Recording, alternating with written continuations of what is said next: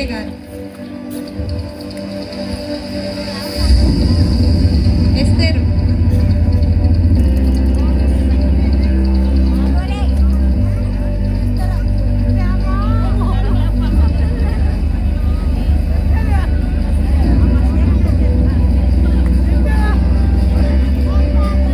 మరియమ్మ గారు,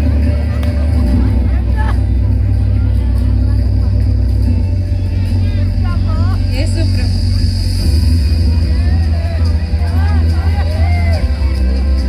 తోమా గారు,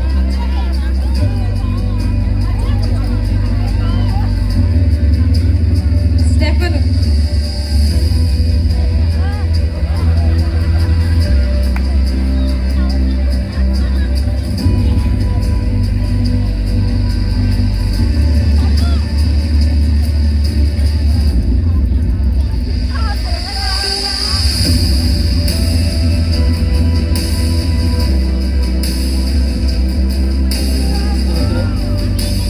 హల్లెలూయా. దేవుడికి స్తోత్రం.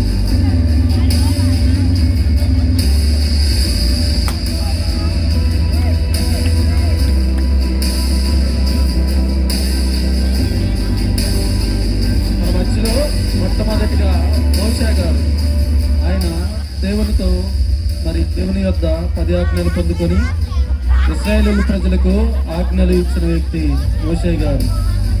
తర్వాత ఎస్తేరు గారు యూదా జనాంగము కొరకు రాజాజ్ఞను ఎదిరించి తన ప్రజలను రక్షించుకుంది. తర్వాత మరియా దయాపాత్రురాలని దేవుని దగ్గర వాగ్దానం పొందుకుంది. తర్వాత స్టెఫను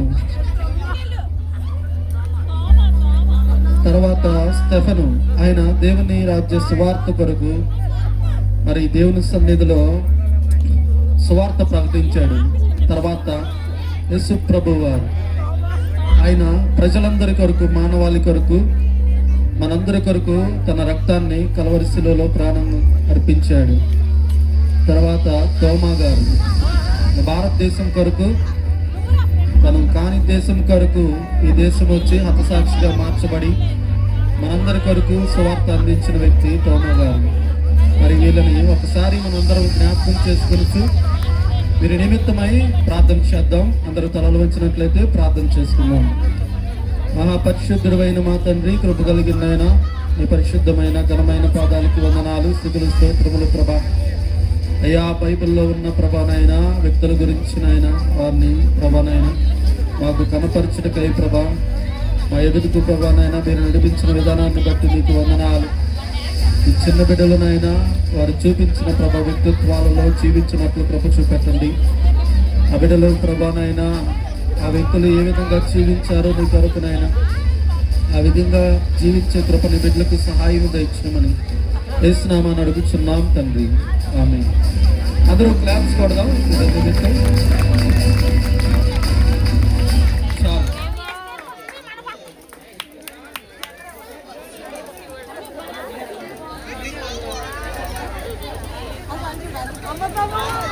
నెక్స్ట్ క్లాసికల్ సాంగ్